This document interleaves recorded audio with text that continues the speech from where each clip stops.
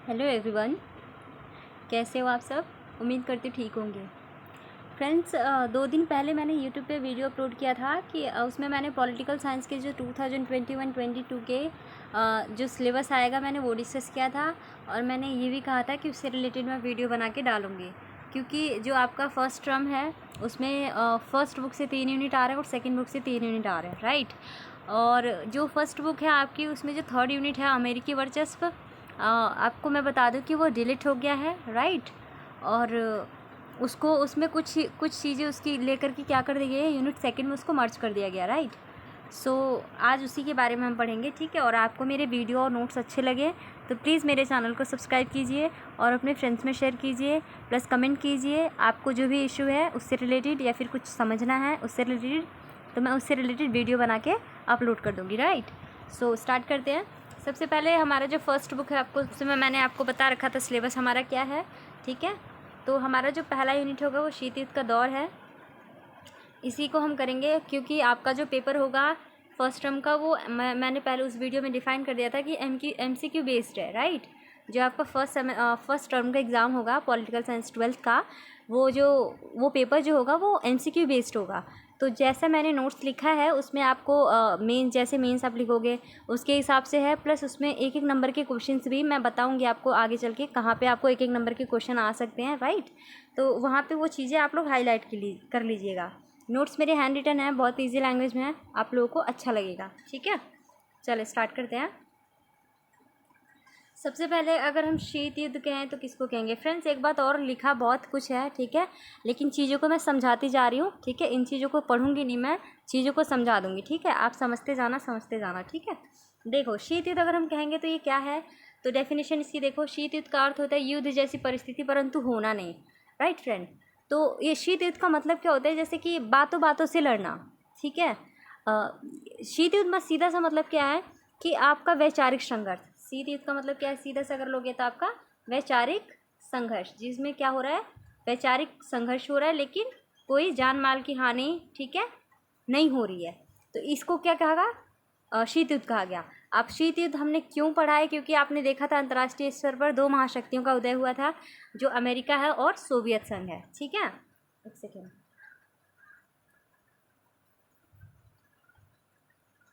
ठीक है। एक है क्या, अमेरिका, और एक है सोवियत संघ। तो इनमें आपस में ही होड़ लगी हुई है आगे निकलने, क्योंकि ये दोनों ही पावरफुल है, ठीक है। तो इन दोनों में ही आपस में कंपटीशन हो गया कि आगे कौन निकले, लाइक हथियारों की होड़ को लेकर के, हथियार किसके पास ज़्यादा है, ठीक है। तो ये इनकी विचारधाराएं प्लस अलग थी, ठीक है। एक पूंजीवाद को मानता था तो एक साम्यवाद को मानता था। तो इस होड़ में क्या हुआ, शीत युद्ध का जन्म हुआ। और जो ये शीत युद्ध है वो एक वैचारिक संघर्ष है, ठीक है, जो किसके किसके बीच हुआ, अमेरिका और सोवियत संघ के बीच में हुआ। समझ गए ना, शीत युद्ध का मतलब क्या है, युद्ध की परिस्थिति लेकिन युद्ध ना होना, बातों बातों से ही लड़ना। लाइक अब देखते हो पड़ोसी भी झगड़ते हैं कभी कभी, तो पड़ोसी भी झगड़ते हैं तो उसमें देखते हो ना कि मतलब बातों से ही लड़ते हैं। बहुत कम होता है जब वो मतलब हाथ पैर का इस्तेमाल करते हैं, वैसे बातों से लड़ते हैं, उसको हम क्या कहेंगे, कोल्ड वॉर, राइट। आगे चलते हैं।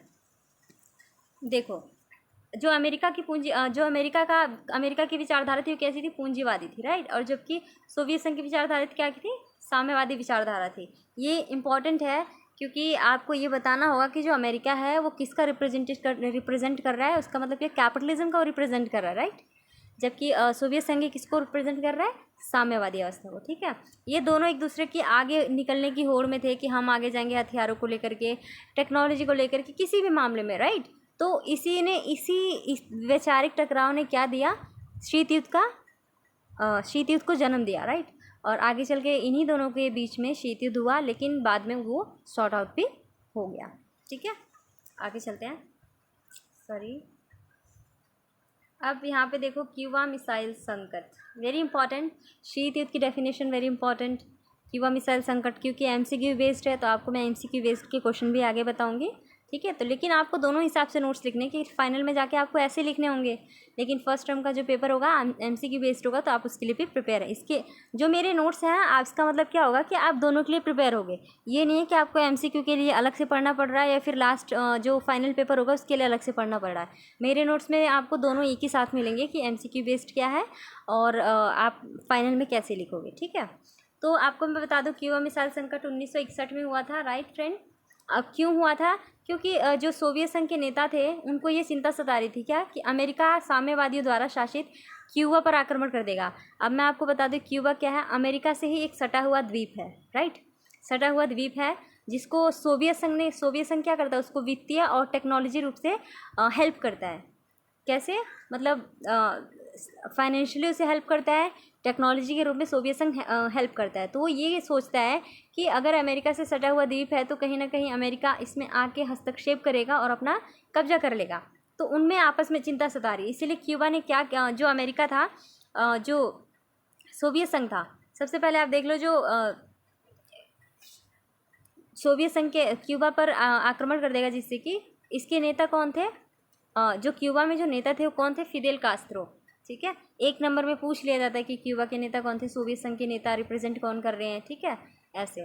तो यहाँ पे देखो 1962 में निकिता क्रुश्चेव द्वारा क्यूबा में परमाणु मिसाइलें तैनात की गई। ठीक है, इनके द्वारा क्यूबा में क्या किया गया, परमाणु मिसाइलें तैनात की गई। निकिता क्रुश्चेव किसका रिप्रेजेंट कर रही थी, आपका जो सोवियत संघ है उसका, राइट। तो इस बात की जो भनक थी वो अमेरिका के प्रेसिडेंट को कब लगी, भनक कब लगी, एक हफ्ते बाद। अमेरिका के प्रेसिडेंट कौन थे, जॉन एफ कैनेडी। देख लो, एक नंबर में क्वेश्चन है वहाँ पे बहुत है। ठीक है, 3 हफ्ते बाद इस बात का उनको पता चला, तो उन्होंने क्या करा, इस बात के लिए उनसे बात की, समझौते किए। ठीक है, तो इसी से इसका क्या हुआ, शॉर्ट आउट हुआ। ठीक है, तो क्योंकि पूरे देश के सामने ये 2 महाशक्तियाँ ऐसी थी जो आमने सामने आई, वो भी पहली बार, तो लोग भी इस चिंता में थे और कि तीसरा विश्व युद्ध का जन्म ना कहीं हो जाए। ठीक है, आगे देखो। अब देखो महाशक्तियों द्वारा छोटे देश से संबंध क्यों रखा जाता था, तो मैं आपको बता दूं, सबसे पहला क्या है, खनिज संसाधन के लिए, क्योंकि उनके पास पेट्रोल, तेल, लोहा, इस्पात ज़्यादा था, इस वजह से जो महाशक्तियाँ थी छोटे देश से संबंध रखती थी। ठीक है, और दूसरा क्या है, भू क्षेत्र का है। ठीक है, दूसरा क्या है, भू क्षेत्र, क्योंकि छोटे देशों के पास, जो छोटे देश थे उनके पास भू क्षेत्र बहुत ज़्यादा थे। ठीक है, जहाँ पे वो परमाणु हथियारों को रख के वहाँ पे क्या कर सके, अपने हथियारों का संचालन कर सके। तीसरा क्या था, सैनिक ठिकाने, क्योंकि जो सैनिक ठिकाने यहाँ पे इसीलिए बनाने जा रहे थे क्योंकि जो देश थे उनके द्वारा जासूसी की जाती थी। किसकी, मतलब एक दूसरे की जासूसी करना, इसीलिए सैनिक ठिकाने बनाए जाते थे। प्लस आर्थिक मदद भी देते थे वो लोग, छोटे देश जो थे वो महाशक्तियों को आर्थिक मदद भी देते थे जब युद्ध होता था, फिर युद्ध जैसी परिस्थिति होती थी तब। तो अगर पेपर में पूछा जाता है कि महाशक्तियाँ छोटे देश के साथ संबंध क्यों रखना चाहती थी, तो आप ये 4 बुलेट पॉइंट बताओगे। खनिज संसाधन पहला है आपका, ठीक है, दूसरा क्या है, भू क्षेत्र, तीसरा क्या है, सैनिक ठिकाने, और चौथा क्या है आपका, आर्थिक मदद। फ्रेंड्स, ये वो क्वेश्चंस हैं जो पेपर में रिपीटेड हैं, आपको अच्छे से याद करना होगा इनको। ठीक है, आगे चलते हैं, एक सेकेंड।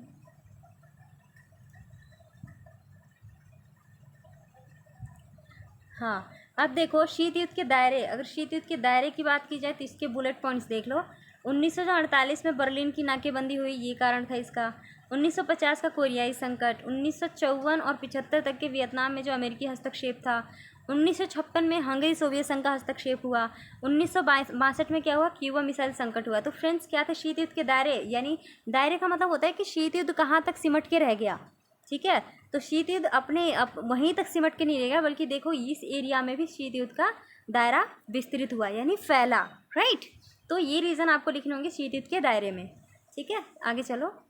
देखो शीत युद्ध के परिणाम अगर बोलेंगे तो बता दूं आपको, 2 ध्रुवीय विश्व का उदय, 2 ध्रुवीय क्या, यूएसए और यूएसएसआर। ठीक है, यूएसएसआर, इन दोनों का उदय हुआ। गुटनिरपेक्ष आंदोलन क्या हुए थे, NATO, non alliance treaty organization, right, NATO का उदय हुआ। हथियारों की होड़ शुरू हुई। फ्रेंड्स, हथियारों की होड़ शुरू होने का मतलब क्या है कि अमेरिका और सोवियत संघ एक ऐसे पावरफुल देश थे जो एक दूसरे से आगे निकलना चाहते थे। ठीक है, तो उस टाइम पे हथियारों की होड़ शुरू हो गई थी। प्लस यूएनओ की कार्यकुशलता में कमी आई थी। ठीक है, यूएनओ का मतलब फुल फॉर्म क्या है, यूनाइटेड नेशनल, ठीक है, ऑर्गेनाइजेशन। ठीक है, तो इनकी कार्यकुशलता में कमी कैसे आई, क्योंकि देखो एक प्लेटफॉर्म होता है, ठीक है, प्लेटफॉर्म पे आप क्या होता है कि आप लोग प्लेटफॉर्म क्यों प्रोवाइड किया जाता है, आप अपनी स्किल्स को दिखा सकें, आपको जो प्रॉब्लम है वो सॉल्व करें। ठीक है, तो कार्यकुशलता यूएनए की जो संस्था थी उसी में कमी आ गई थी। आगे देखो, सैन्य संधियों का गठन। सैन्य संधियों में आप बहुत सारे संधि देखोगे जिसमें अमेरिका ने भी बनाया है, जैसे नाटो बनाया। ठीक है, व्हाट्सएप एक्ट आप देखोगे सोवियत संघ ने बनाया है, सीटो, सेंटो। तो ये क्या है, संधियाँ हैं जो उस टाइम पे की गई। ठीक है। और दो हथियारों की होड़ के चक्कर में यूएसए और यूएसएसआर में क्या हुआ, तकनीकी प्रतियोगिता बढ़ गई। ठीक है, ये है हमारे शीत युद्ध के परिणाम। आगे चलो, आगे देखो, गुटनिरपेक्षता की नीति, ये तो बहुत इंपॉर्टेंट होता है। इनफैक्ट ये आज भी बहुत इंपॉर्टेंट माना जाता है, क्योंकि अगर आप चल के किसी गवर्नमेंट सर्विस की तैयारी करते हो, लाइक यूपीएससी है, ठीक है, जो भी है आपका पीसीएस है, तो ये एक क्वेश्चन इंपॉर्टेंट हो जाता है कि गुटनिरपेक्षता की प्रासंगिकता आज के समय में कितनी है। ठीक है, तो ये आपको भी याद रखना होगा, या फिर ये भी पूछ सकता है कि गुटनिरपेक्षता के सिद्धांत कौन कौन से, तो आपको बताना होगा। तो ये किस चीज़ को मानता है, स्वतंत्र विदेश नीति को फॉलो करता है। इन्होंने साम्राज्यवाद का विरोध करना है। किसको, गुटनिरपेक्षता की नीति क्या है, साम्राज्यवाद का विरोध करना। देखो साम्राज्यवाद का मतलब क्या होता है, एक सेकेंड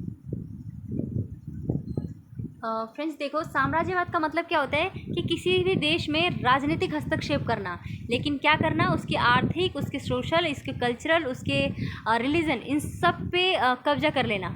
इसका मेन मोटिव क्या होता है, पॉलिटिकल, किसी भी देश में अपना पॉलिटिकल हस्तक्षेप करना, लेकिन साथ साथ क्या करता है, इको को, सोशल लाइफ को, ठीक है, रिलीजन को, कल्चर को, सबको साथ में क्या करता है, ये प्रभावित करते हुए चलता है। इसको क्या बोलते हैं, साम्राज्यवाद। ठीक है, साम्राज्यवाद की डेफिनेशन क्या है कि ये किसी भी देश में राजनीतिक रूप से हस्तक्षेप करता है, लेकिन उसके साथ साथ क्या करता है, वो वहाँ की सामाजिक स्थिति, आर्थिक स्थिति, राजनीतिक स्थिति, धार्मिक और सांस्कृतिक स्थिति को भी प्रभावित करते हुए चलता है। ठीक है, आगे देखो, ये रंग भेद का विरोध करता है।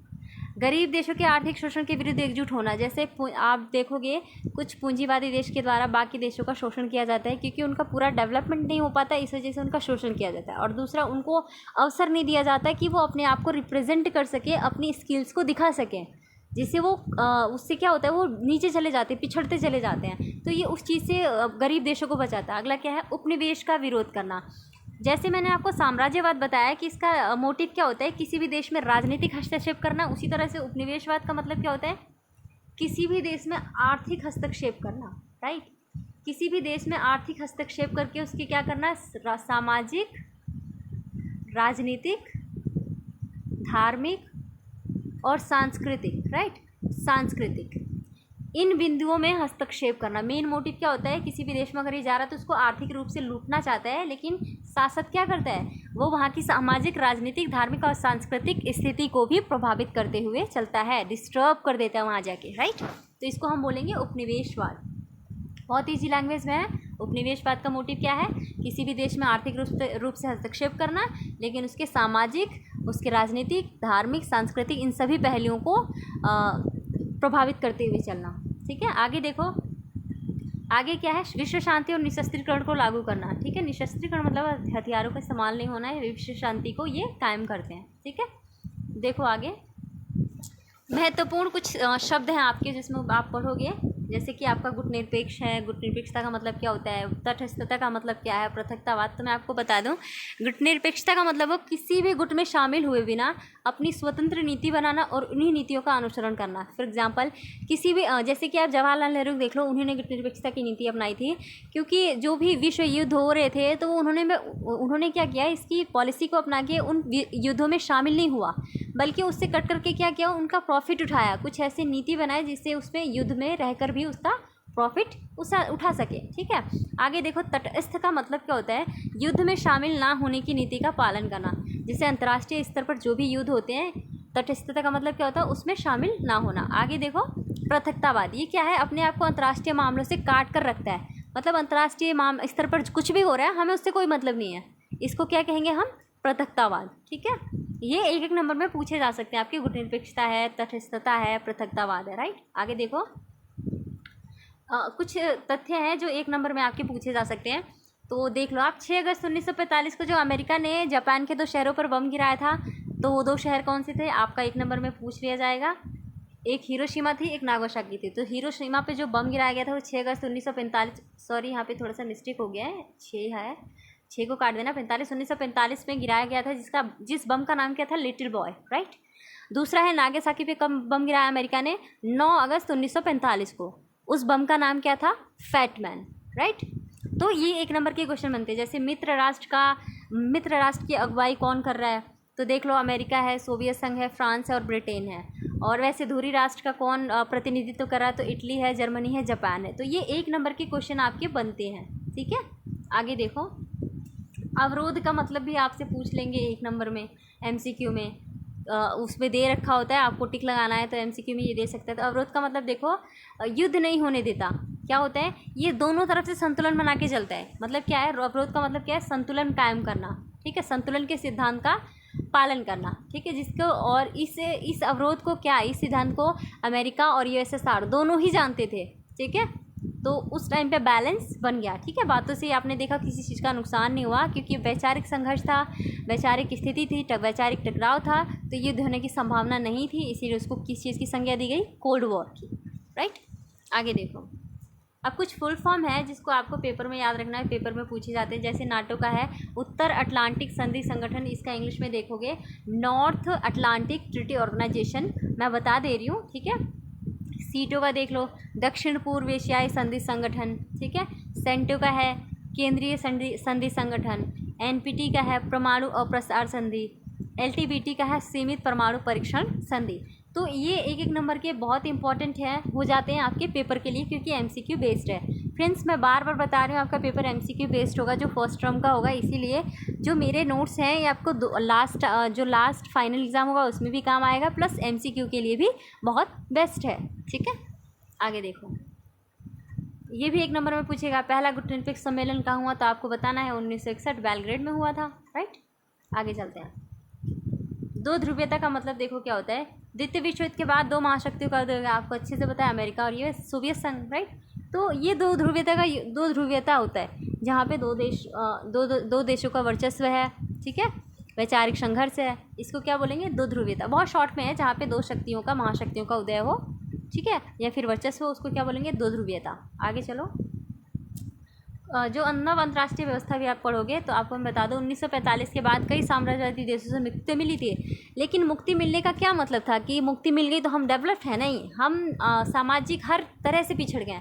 मतलब होता है ना कि आप अगर किसी चीज़ को पढ़ते हो तो उसको मल्टीपल डायमेंशन के हिसाब से पढ़ो, उसके एक डायमेंशन को ना देख करके उसके सारी एरियाओं पे कवर करो, फोकस करो। ठीक है, तो उसी तरह से क्या था, जब हमारे देश को उपनिवेशवाद, साम्राज्यवाद जैसी चीज़ों से मुक्ति तो मिली, लेकिन हमारा देश क्या हो गया, पिछड़ गया।